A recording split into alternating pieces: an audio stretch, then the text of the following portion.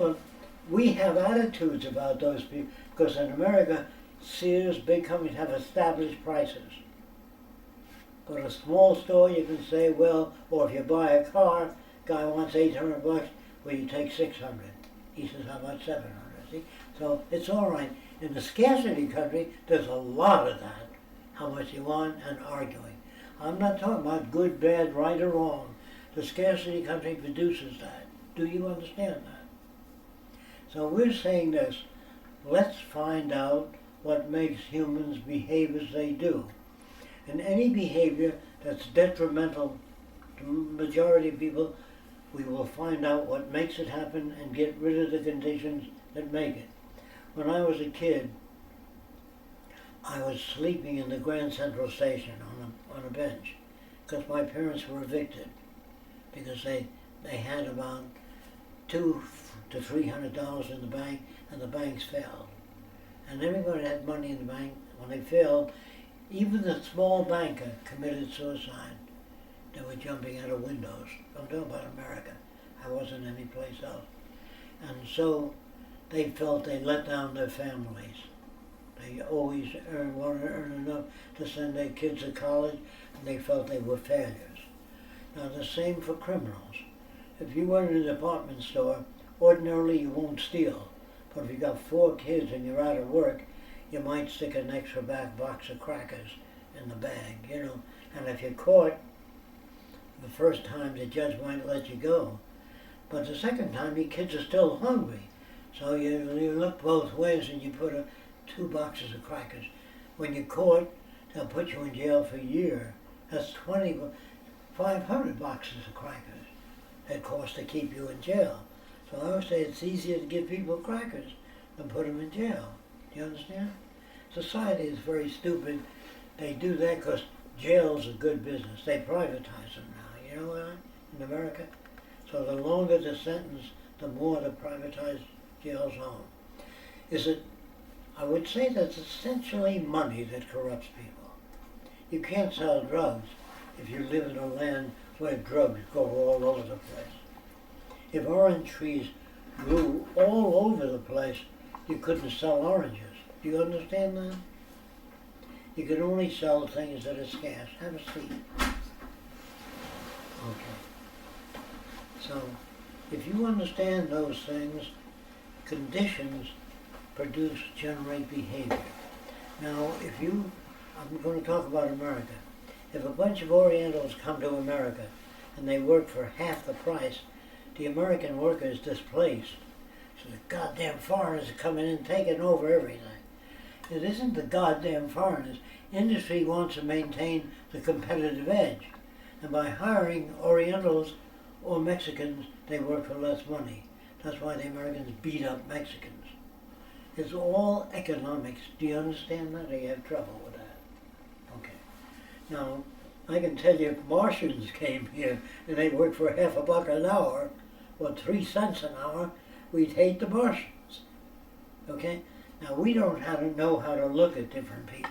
Because movies, when I was a kid, there was always movies on the Tang Wars, the Chinese fighting each other in Chinatown. And all the Chinese, since they had slanted eyes, they looked like they were suspicious to us. So we call slanty-eyed, sneaky bastards.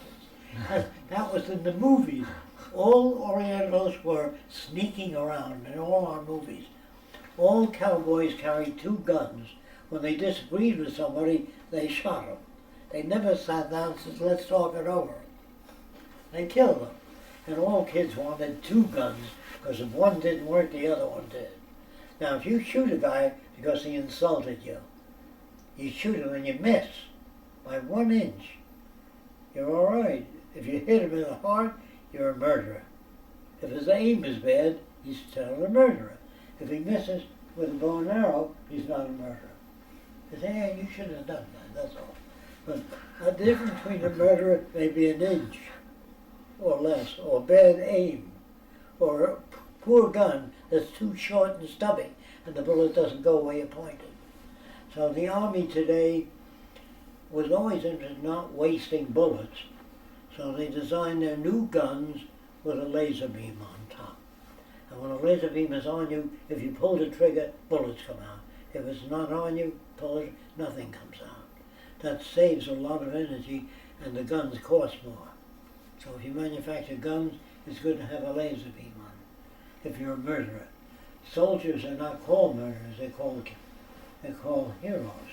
The more cities you bomb, the more nerve gas you drop. With just flying over a city, you drop napalm. There are kids, families, they have nothing to do with the government, and you burn them. You know what I mean? Like I think I told you about Hiroshima, did I? The scientist said, drop the bomb 30 miles out at sea, show them what you've got, a terrible weapon, give them a chance to say, geez, we better surrender. But Truman, I told you, President Truman, was a hat salesman before he became president. He was also a member of the political parties. He used to go to the meetings. And he was a jerk, a real stupid guy. And he said, no, we're going to drop the bomb on Nagasaki. If that doesn't work, Hiroshima. So Oppenheimer went to visit him and said, let's do a demonstration. He said, I don't want that guy on the premises anymore. So you got all these different values. Hello? Yes. Yes. Hi Derek, are you in the hotel? So, today, I know they're talking, That's okay. but if It's room 1514. if you have any Okay. questions, like specific questions that you might have from the last lecture, you might want to hear. I was telling them in Jack that if they have any questions from the last lecture, maybe sure, ask. sure. Yeah. I want to Okay. make sure you understand Yes. what we're trying for. Mm-hmm. We think that any political system will become corrupt. Any private business will try to protect its own vehicles. Drive a Volkswagen. Now, Ralph Nader hated Germany. He happened to be Jewish, and that made him not want to buy any German products. So he wrote a book, Unsafe at Any Speed. That's the Volkswagen car. And now, is the Volkswagen unsafe at any speed? Well, if a Mack truck hits a Volkswagen, everybody dies in it because of the difference in weight. But as far as economy goes, the Volkswagen was more economical. So Volkswagen saves a lot of lives. If you drive a Cadillac and you crash with a Volkswagen, the Cadillac will push the Volkswagen back, and the people in Cadillac will be saved. The Volkswagen will die. So the Volkswagen saves a lot of lives too. But Ralph Nader, being Jewish and disliking Germany, he slanted his writing. It was a bestseller, by the way. I just want to know, people tend to slant their writing. So Henry Ford was anti-Jewish. He used to write articles against the Jews all the time. So the Jews asked him to stop doing that. Hi, how are you? Have a seat anywhere on the bed. Sit here or there. So Henry Ford used to write very nasty articles about the Jewish people controlling all the banks in the world and all, because he went to a bank operated by Jews and says, I want to build mass production of automobiles. He said, here. I want to design cars to mass produce automobiles so they'll be cheaper. And the interest was so high that he got mad at those Jews there. He went to another bank which was owned by Jews and was turned down. Or else he had to borrow money at high interest. So he kept writing these articles against the Jews. Now the Jews, as a people, were picked on by the Gentiles and the Russians. They used to have pogroms in Russia, where they break into a Jewish house, rape the women, and beat up the men. This used to occur every year or every 6 months. So in order for the Jews to survive in Russia, when they noticed the police coming on horses, it was going to be a pogrom. That is where they'd hurt them.